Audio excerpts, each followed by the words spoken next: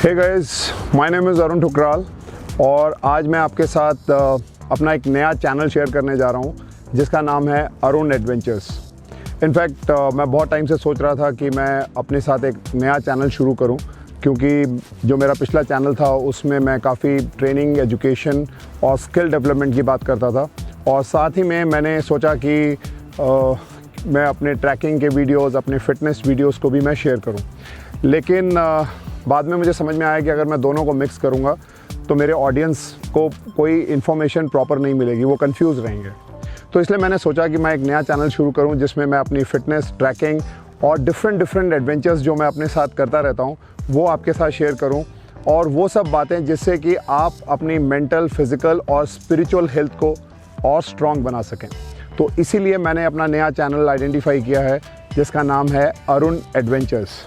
इसको मैं ऐसे भी पढ़ूंगा रन एडवेंचर्स। ये नाम मेरे लिए इसलिए आया क्योंकि running and fitness is very internal to me, और मैं उसके बिना मतलब मेरा सुबह शुरू नहीं होती है। बहरहाल आज जो मैं वीडियो आपके साथ बना रहा हूँ, ये वीडियो आपको बताएगा वो 7 एक्सरसाइजेज जो आपको ट्रैकिंग के लिए रेडी करती हैं। 7 exercises that makes you ready for a good trekking. Friends, आपको जैसा पता होगा कि ट्रैकिंग भी अपने आप में एक बहुत पॉपुलर स्पोर्ट्स है और बहुत ज़्यादा पॉपुलर होता ही जा रहा है among young generation and also the older generation, may be like me, because मैंने 2017 में ट्रैकिंग शुरू किया था और मैंने सुना बहुत था, लेकिन उससे पहले मैंने कभी किया नहीं था। वो दिन है और आज का दिन है। मैं आज लगभग 23 तारीख है, आज 23 दिसंबर 2021 को मैं आपके साथ ये वीडियो बना रहा हूँ और तब से लेके अब तक मैं कम से कम 12 से 13 ट्रैक कर चुका हूँ, जिसमें काफ़ी ऐसे ट्रैक्स हैं जो बहुत टफ़ ट्रैक्स होते हैं और डेफिनेटली अभी और भी अच्छे ट्रैक्स मुझे करने हैं। मेरा जो नेक्स्ट टारगेट है 2022 में, जो कि समवेयर बिटवीन मार्च और अप्रैल के बीच में, मैं अपना एक और ट्रैक करने जा रहा हूँ जिसका नाम है एवरेस्ट बेस कैंप। इसको हम बोलते हैं EBC, एवरेस्ट बेस कैंप।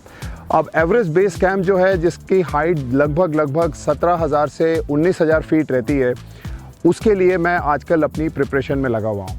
तो इसीलिए मैंने सोचा क्यों ना मैं आप सबके साथ एक वीडियो शेयर करूँ जिसमें मैं आपको ये सब बताऊँ कि वो कौन सी एक्सरसाइजेज हैं जो आपको करनी चाहिए, जिसकी वजह से आप अपने आप को एक ट्रैकिंग के लिए रेडी कर सकते हैं। अगर आप ट्रैकिंग के लिए सोच रहे हैं, अगर आपको लगता है कि आपको इस तरह के स्पोर्ट्स में पार्टिसिपेट करना है और आप अपने आप को थोड़ा डिफरेंट करना चाहते हैं, यानी कि आप अपने आप को खोजना चाहते हैं, आप अपने आप को पहचानना चाहते हैं, आप अपने बिलीफ सिस्टम को स्ट्रॉन्ग करना चाहते हैं, आप अपने कॉन्फिडेंस को बढ़ाना चाहते हैं, आप इनोवेशन लाना चाहते हैं, और ये सब चीज़ें करने के लिए ट्रैकिंग एक ऐसा स्पोर्ट्स है जो आपको ये सब चीज़ें पाने में मदद कर सकता है। ये आपको अपने आप को ढूंढने में, अपने आप को पहचानने में आपकी मदद कर सकता है। तो trekking is so very important. तो मेरे पास, मैं जब किसी भी ट्रैकिंग के लिए अपने आप को तैयार करता हूँ तो मैं उसमें ये देखता हूँ कि मेरी फ़िटनेस बहुत ज़रूरी है, और सबसे ज़्यादा जो फ़िटनेस है वो, वैसे तो कहते हैं कि मेंटल फ़िटनेस जो है वो हमेशा नंबर 1 पे रही है, पर क्योंकि हमें ट्रैकिंग करना है तो मेंटल फ़िटनेस और मेरी फ़िज़िकल फ़िटनेस, और तीसरी जो मैं हमेशा बोलता हूँ स्पिरिचुअल फ़िटनेस, वो ऊपर वाला जिसने हमें यहाँ भेजा है, उस सबको धन्यवाद करते हुए अपने आप को हमें फ़िट बनाना है, रेडी रखना है। और जब हम इस फ़िटनेस की बात करते हैं ट्रैकिंग के लिए, तो ये सिर्फ फ़िटनेस ट्रैकिंग के मतलब से नहीं रह जाती है। ये फ़िटनेस फिर आपकी ओवरऑल फ़िटनेस बन जाती है, जिसका इम्पैक्ट आपको अपने बिज़नेस में दिखता है। अगर आप स्टूडेंट हैं तो आपको अपनी स्टडीज़ में दिखता है। अगर आप जिम करते हैं, आप स्पोर्ट्स में हैं, तो आपको उसकी एफिशिएंसी वहाँ पर भी दिखती है। यानी कि आप किसी भी चीज़ में हो, चाहे आप IT एक्सपर्ट हो, चाहे आप एक छोटा सा बिज़नेस करते हो, चाहे आप कहीं जॉब में हो, आपकी जो एजिलिटी है, जो आपकी स्विफ्टनेस है, जो आप तेज़ी से कोई काम कर सकें, किसी प्रॉब्लम को समझ सकें, उसको सॉल्व कर सकें, उसके लिए फ़िटनेस बहुत ज़रूरी है। तो ये जो फ़िटनेस रेजीम मैं आपको बताऊंगा, ये वो 7 फ़िटनेस रेजीम हैं जो मैं 7 दिन करता हूँ। एक वीक में जो 7 दिन होते हैं, उन 7 दिन मेरा एक डिफरेंट रेजीम है। मैं आपको आज उसके बारे में भी बताऊंगा, मैं कौन सी एक्सरसाइजेस करता हूँ, मैं कितने बजे उठता हूँ, मैं क्या खाता हूँ और क्या मैं अपने आप को रखता हूँ फिट रखने के लिए। ये सब मैं आपको बताऊंगा अगले पार्ट में। तो जैसा कि मैंने आपको बताया कि मैं 7 दिन एक अलग एक्सरसाइज करता हूँ, तो मैं आपको अपना स्केड्यूल बताता हूँ। मेरा स्केड्यूल है क्या। तो सबसे पहले तो मैं सुबह 4:30 बजे उठता हूँ। इर्रिस्पेक्टिव ऑफ द सीज़न, यानी कि सर्दी गर्मी बरसात कोई भी मौसम होगा, मेरा जो एवरेज टाइम सुबह उठने का है वो 4:30 से 5 है। हालांकि बहुत लोगों के लिए डिफ़िकल्ट होता है, मेरे लिए पहले था, लेकिन अब ये मेरा रूटीन बन गया है। अब आप सोचते होंगे मैं सुबह 4:30 बजे उठ के, अब सर्दियाँ इतनी ज़्यादा हैं जहाँ टेम्परेचर शायद 1 या 2 डिग्री होता है सुबह, मैं करता क्या हूँ? तो लगभग 15-20 मिनट मुझे फ्रेशन अप होकर रेडी होने में लगते हैं। उसके बाद जो मेरा स्केड्यूल होता है कि मैं आधा पौना घंटा सिर्फ पढ़ाई करता हूँ, यानी कि I spend time on studying. और मैं अलग अलग तरह के टॉपिक जो मुझे इंटरेस्ट देते हैं, जिसमें शायद एक गीता भी हो सकती है, या कोई स्पिरिचुअल बुक हो सकती है, कोई मोटिवेशनल बुक हो सकती है, या कोई ऐसा बुक हो सकती है जो मेरे स्किल को डेवलप करने में या मेरी नॉलेज को डेवलप करने में मेरे को मदद करती है। तो ये सब करते करते लगभग 5:30-6 बजे का समय मेरा निकल जाता है। उसके बाद मैं अपने रेजिम में जाता हूँ। तो लगभग आप समझ लीजिए कि मंडे जो पहला दिन होता है, मैं सबसे पहले तो एक आधा घंटा बैडमिंटन खेलता हूँ, बिकॉज़ मुझे वार्म अप करना होता है ताकि मैं अपने आप को फिट रखूँ। तो मेरे बेसिक वार्म अप के बाद मैं आधा घंटा तो बैडमिंटन खेलता हूँ। उससे मेरा बॉडी का थोड़ा एक रूटीन बनता है। उसके बाद जब मेरी बॉडी थोड़ी फ्लो में आती है, क्योंकि विंटर्स में आपकी बॉडी को वार्म अप होने में ही कम से कम 20-25 मिनट लग जाते हैं। उसके बाद मैं जिम जाता हूँ, और जिम में जाके ये मेरा डे 1 है, तो मैं जिम जाता हूँ। जिम में जाके मैं फ़िटनेस एक्सरसाइजेस करता हूँ। वहाँ पे जो मेरे जिम में कोच हैं, उन्होंने मेरे को अलग अलग शेड्यूल दिए हुए हैं मंडे से लेके सैटरडे तक। तो मैं वहाँ पे करीबन 30 से 40 मिनट जिम करता हूँ। लेकिन जिम का मतलब ये नहीं है कि मेरे को वहाँ जाके मसल्स बनाने हैं या एक बड़ी हैवी बॉडी चाहिए, नहीं, बिल्कुल नहीं। वहाँ मेरा फोकस सिर्फ एक फ़िटनेस के ऊपर होता है कि मेरी बॉडी की जो स्ट्रेंथ है वो अच्छी बनी रहे, मेरी स्ट्रेंथ ट्रेनिंग हो, जिसमें सिर्फ ये जिम के डंबल्स उठाना नहीं होता, जबकि मेरी रनिंग और बहुत तरह की फ़िटनेस एक्सरसाइजेज हैं जो मैं आपको बताऊंगा, जिसमें स्किपिंग है, पुशअप्स हैं, रनिंग है, स्टेयर्स के ऊपर चढ़ना है, उतरना है, और ऐसे अलग अलग तरीके की एक्सरसाइजेज हैं, शोल्डर की एक्सरसाइजेज हैं जो मेरे को हेल्प करती हैं। फिर आता है मेरा डे 2। अब डे 2 में मेरा जनरली रूटीन तो यही रहता है कि मैं सुबह उठूँगा, फिर वही बैडमिंटन खेलूँगा, फिर मैं आगे जाऊँगा। लेकिन उसके साथ मैं कम से कम 5 किलोमीटर की वॉक करता हूँ। अब वॉकिंग क्यों ज़रूरी है? इसके साथ वॉकिंग इसलिए ज़रूरी है क्योंकि वॉक करने से एक तो मेरा स्टेमिना बिल्डअप होता है, मेरी ब्रीदिंग एक्सरसाइज होती है, और दूसरा लगभग मैं on an average 15,000 plus step on day 2 करने की कोशिश करता हूँ। तो डे 1 में मेरे लगभग 7 से 8,000 स्टेप हो जाते हैं बैडमिंटन और बेसिक रनिंग करके, लेकिन सेकेंड डे मैं इसको करता हूँ।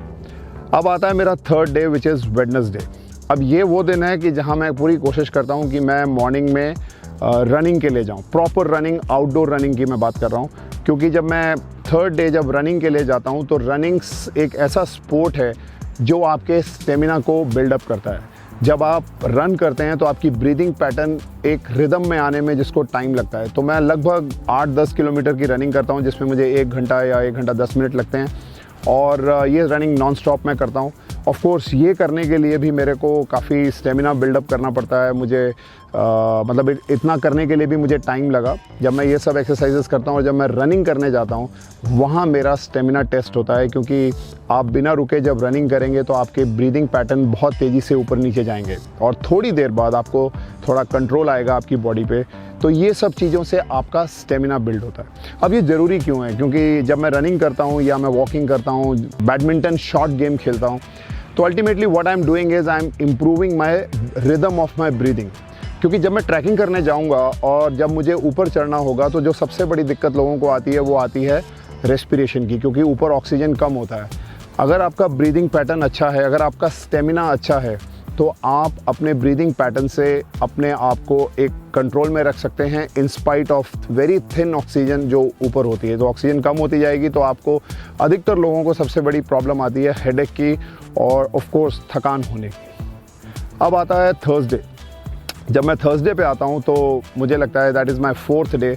अगेन यहाँ पर मैं रनिंग थोड़ी डिफरेंट करता हूँ, क्योंकि मुझे पता है कि पहाड़ चढ़ने के लिए आपको कई बार ऐसे स्टीप में चढ़ना पड़ता है। तो मेरे घर के आसपास फरीदाबाद में कुछ ऐसे रोड्स हैं जो हाइट की तरफ जा रहे हैं, जिनकी स्लांट ऐसी है। तो मैं उस स्लांट पे कम से कम वो 200-250 मीटर का एक पैच है।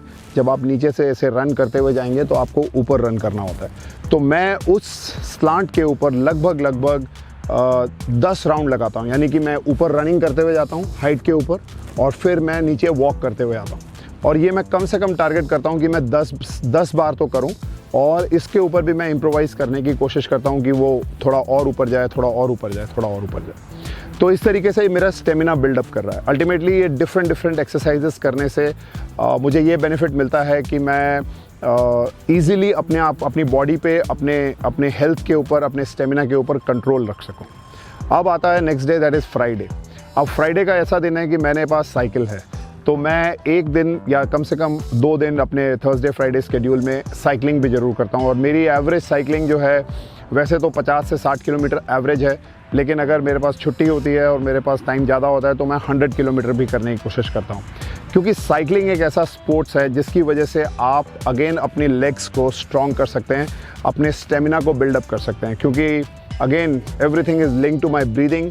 जो ऑक्सीजन मैं अंदर ले रहा हूँ उसको मैं कैसे कंट्रोल कर रहा हूँ और अपने ऑर्गन्स को कैसे फिट रख रहा हूँ। क्योंकि जब आप साइकिलिंग करते हैं तो आपको फिर से बहुत स्टेमिना बर्न करना पड़ता है, बिकॉज आप नॉन स्टॉप साइकिलिंग करेंगे। अगर आप 50-60 किलोमीटर करेंगे लगभग आपको 1.5 से 2 घंटा लगेगा। मेरे को 50 किलोमीटर करने में लगभग 2 घंटा लगता है, यानी कि 25 किलोमीटर प्रति घंटा की मेरी स्पीड है।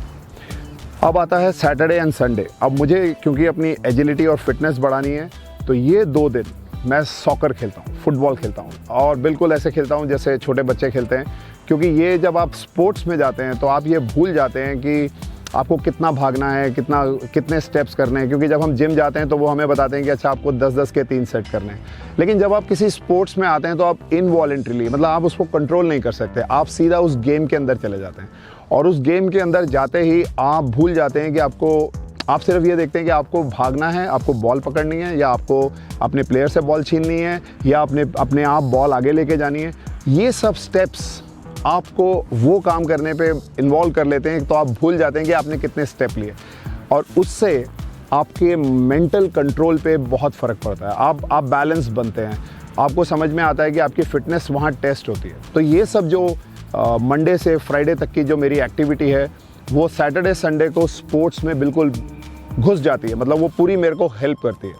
तो कम से कम मैं 1 से 1.5 घंटा फुटबॉल खेलता हूँ, जिसमें खूब रनिंग होती है, खूब फिटनेस होती है, लोगों से बात होती है। तो उसमें आपका मेंटल इमोशनल बैलेंस भी चाहिए होता है, क्योंकि प्लेयर्स के साथ आपकी लड़ाई होगी, कोई फाउल हो जाएगा, कभी कुछ हो जाएगा, तो वो सब भी आपको वहाँ पर देखने को मिलता है। तो ये मेरा लगभग एक 7 दिन का शेड्यूल है, जो 4:30 बजे से लेकर लगभग 7 साढ़े 7 तक ख़त्म होता है।